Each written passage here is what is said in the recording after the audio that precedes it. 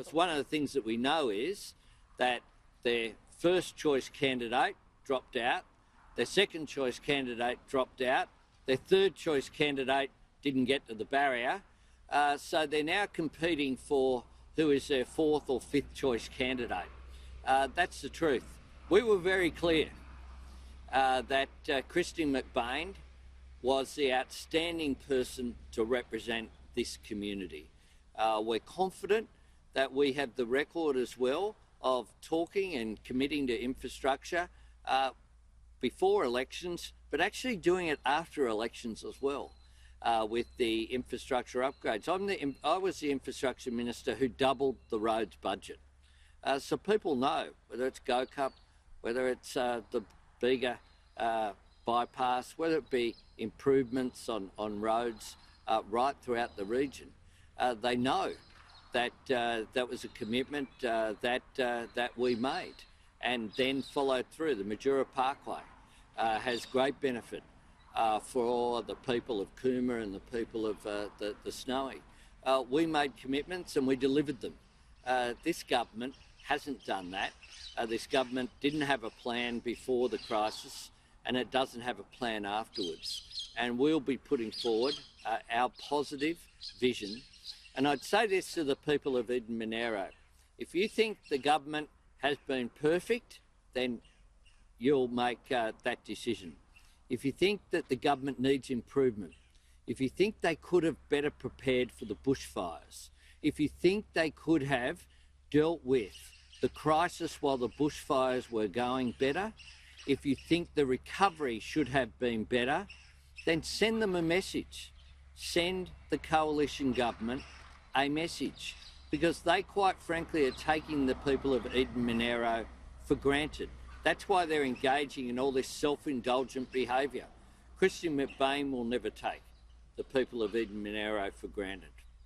What's your reaction to Josh Frydenberg testing negative for coronavirus after his Well, it's a good thing, and I wish him well. We don't want to see any person, whether we know them or not, test positive for COVID-19.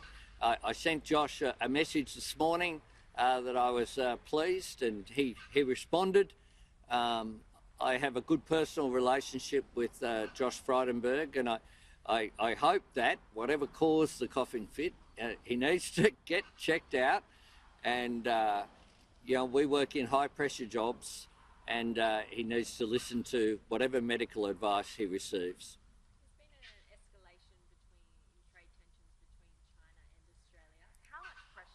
On the government to get these negotiations right between China and for these 4 abattoirs?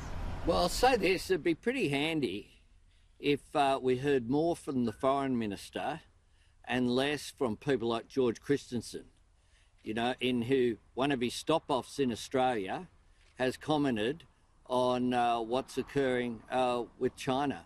The Foreign Minister and the government need to take control of this and exercise a little bit of discipline in their ranks, because that clearly is in Australia's national interest. Should more be done behind the scenes rather than playing it out through the media? Well, I note Julie Bishop's comments, and they make sense, and they echo comments that have been made by Penny Wong, our spokesperson. Look, Australia must always stand up for our national interest, and we don't shy away from that. That's a bipartisan position.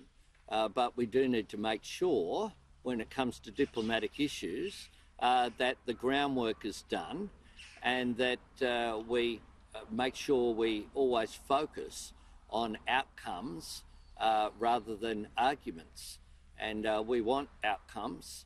The call for an inquiry into COVID-19 is just, I regard that as completely unremarkable.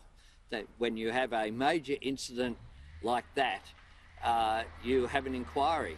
When you have a single death under circumstances that we don't know about here in Australia, we have something called a coronial inquiry. And therefore, when you have a disease that's been responsible for all the deaths around the world, the economic chaos that's resulted from the need to take action, then obviously there's a need to have an inquiry, not on the basis of an academic exercise, but so that we can avoid it ever happening again.